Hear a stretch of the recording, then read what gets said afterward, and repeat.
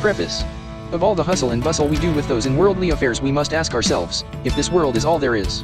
Unable to accept the monotony of everyday life, we look up to hope in the stars, and plotting a different courses on earth, we hope that of the bodies outside our atmosphere intelligent life is found to also be merciful. Thinking there must be something more, we theorize what if aliens did this or that and how we would react, stirred up though quelled by consideration of the void. Sure, we might make it to Mars in time, where administration established will theoretically be challenged by another administration, internal forces, or alien beings.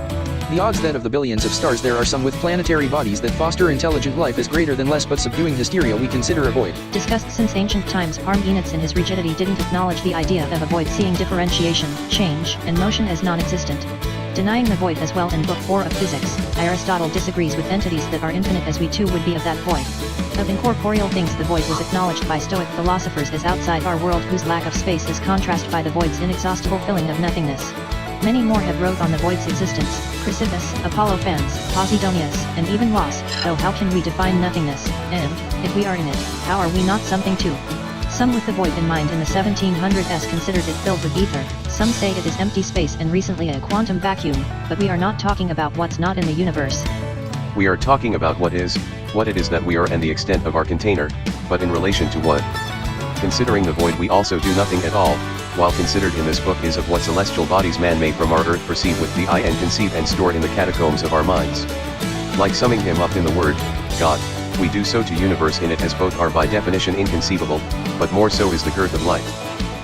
Introduction. It has been asked what light was, where our most dominant source we think of as the sun, but what is our sun other than a star like others we project, however many light years away? Light we presume can't rest in the void, and while breaching our atmosphere it may neither, but transferred through gaseous molecules, refracted about liquids and reflected from solids. We couldn't say things solid could be the source of light, as chemical reactions that produce it are done so through sacrificing solids to accelerated decay as in fire. Our sun is a celestial body composed of 98% hydrogen and helium, 73% and 25%, in a chemical reaction that results in the emission of temperature and light.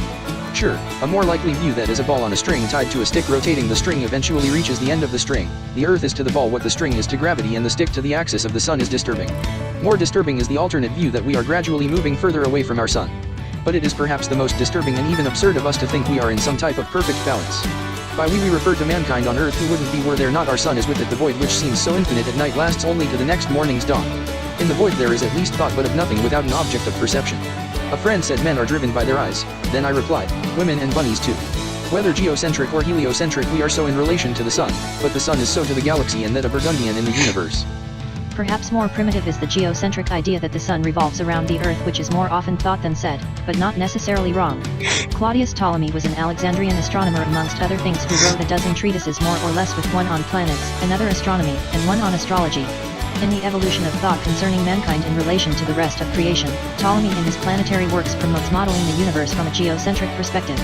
Perhaps, believing the earth is flat or somehow stationary, one could see another thinking with such a self-centered view to think of everything in creation we somehow reside in the middle of its sphere. His treatise is called Almagest, was astronomical and by nature mathematic, but known now as the greatest treatises.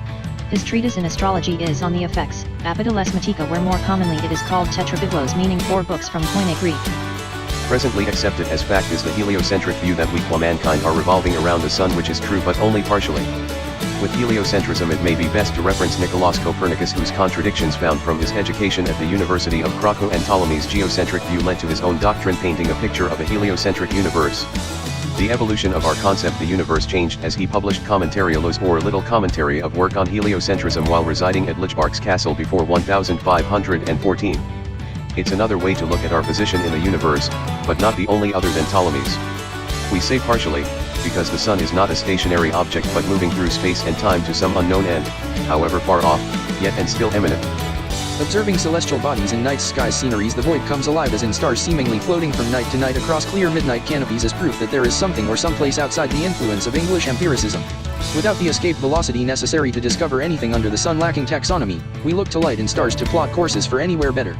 It is not that every night has the same scenery, but as we revolve around the sun, the Milky Way, and the Milky Way amid a Burgundian of the universe, midnight skies change. Though we can't see, we can perceive a conception from what we have seen proven with light. Why? Because the sun is more so moving around a galaxy of many more. Plus or minus 2 trillion galaxies is sand at a beach, and we can't say how many galaxies are in Burgundians, but we do know there are 7 conceivable. Thank you for your time and consideration.